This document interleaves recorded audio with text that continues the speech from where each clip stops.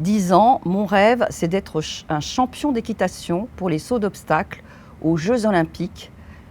Mais avant de devenir champion olympique, je voudrais savoir comment ça marche, c'est-à-dire la façon de diriger le cheval et de progresser pour mieux le diriger.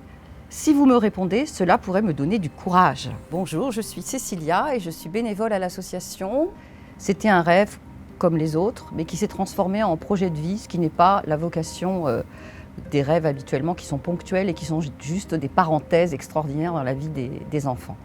Donc ce rêve concerne un petit garçon qui s'appelle Nouhou, d'origine malienne. Il sortait peu, il passait beaucoup de temps devant la télévision.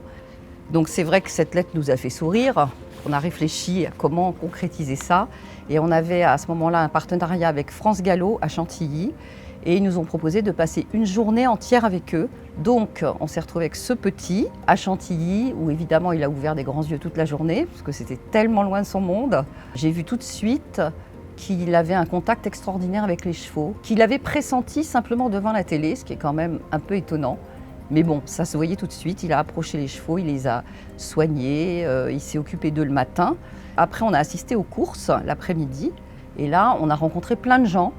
Il a discuté avec les jockeys, avec les entraîneurs. Et là, on a rencontré un peu par hasard le directeur du centre d'entraînement de Chantilly, qui a commencé à parler parce qu'il a été attiré par ce petit bonhomme avec son badge Petit Prince. Donc il est venu nous parler et il a proposé que ce petit garçon rentre à l'école de Chantilly, ce qui a évidemment nous a beaucoup étonnés, en disant tu vas commencer par un stage de 10 jours et si tu es à l'aise dans notre monde et si nous on pense que tu es fait pour ça, écoute, on peut te prendre en internat à l'école, tu feras à la fois tes études et tu t'entraîneras. Et tu pourras peut-être réaliser ton rêve de devenir jockey. Ça, c'était il y a 4 ans. Alors, il y a eu un énorme mouvement de solidarité, parce qu'il y a eu l'association qui a été à l'origine de ce rêve, l'association Petit Prince, mais il y a eu aussi les équipes hospitalières de l'hôpital Robert Debré qui ont fait des collectes pour pouvoir financer. Et avec les efforts de tous, on a pu financer donc, ces 4 ans d'études. Et donc, je l'ai suivi tout au long de son parcours. Je l'ai vu se transformer complètement, parce que c'était un petit garçon timide, renfermé. Et là, il est devenu beaucoup plus à l'aise. Il a maintenant son propre cheval. Il m'a dit qu'il allait faire sa première course en 2022 et je serai donc invitée à y assister. Et je pense qu'il est tout à côté de son rêve de champion.